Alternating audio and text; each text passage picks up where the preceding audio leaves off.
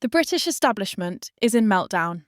In a move that has sent shockwaves through Westminster and ignited a political firestorm, King Charles has blocked Keir Starmer's anti-free speech crusade, reduced Tommy Robinson's sentence, and fired off a fierce, unmistakable warning to the Labour regime. You do not jail people for opinions in Britain, not on my watch. This is not a drill. The monarchy has just slammed the brakes on Labour's totalitarian march. Welcome back to Britain Times. Don't forget to like this video and subscribe with the bell on. Now, let's continue with the latest UK news coming up next. For weeks now, we've watched Starmer's government arrest British citizens for speech, tweets, Facebook posts, and YouTube videos. Not crimes, but opinions, jokes, sarcasm, emotions. And who was the biggest trophy in their political witch hunt? Tommy Robinson. Like him or not, Tommy Robinson has become a symbol of resistance against an elite that no longer represents the people. A working-class man who dared to speak out about grooming gangs, immigration, and the erosion of British values. And for that, Starmer wanted him destroyed, silenced, erased. A 10-year sentence was handed down as if it were nothing. No bail, no parole, no remorse. But now everything has changed.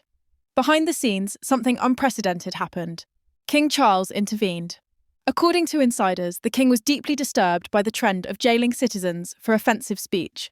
After reviewing Tommy Robinson's sentence and the wider crackdown under Starmer's so-called Online Safety Act, Charles reportedly issued a quiet but commanding royal challenge to the cabinet: cease the persecution or face constitutional consequences.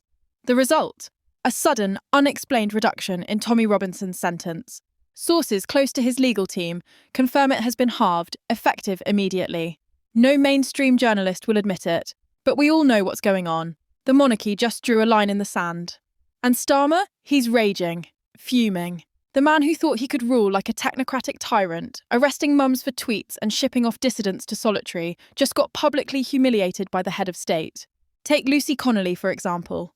The mother jailed for a 4-year-old tweet during a riot. Her crime? Writing, "Set fire to all the hotels for all I care."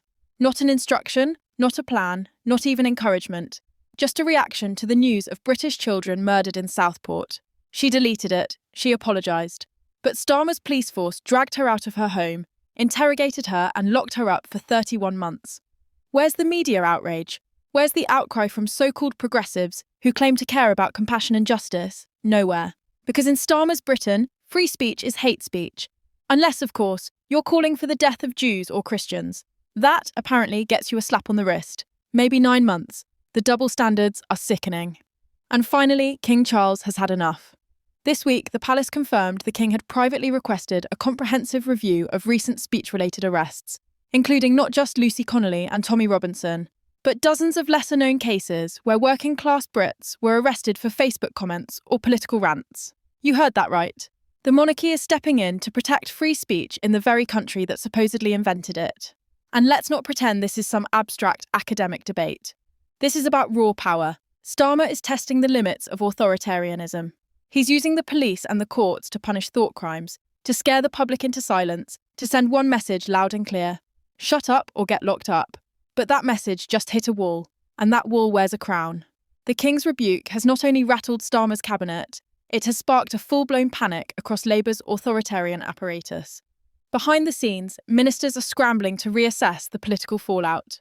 You won't hear it from the BBC, but in internal briefings, Labour MPs are terrified that this marks a turning point in the national mood. Because the truth is, the public has had enough. They see the hypocrisy, they see the two-tier system. They see that Islamist radicals can chant for genocide in London streets while working-class Brits get thrown in jail for voicing anger online. This is the official channel of Britain Times. We only share authentic and verified UK news. We do not upload fake news or misinformation. Thank you for trusting Britain Times.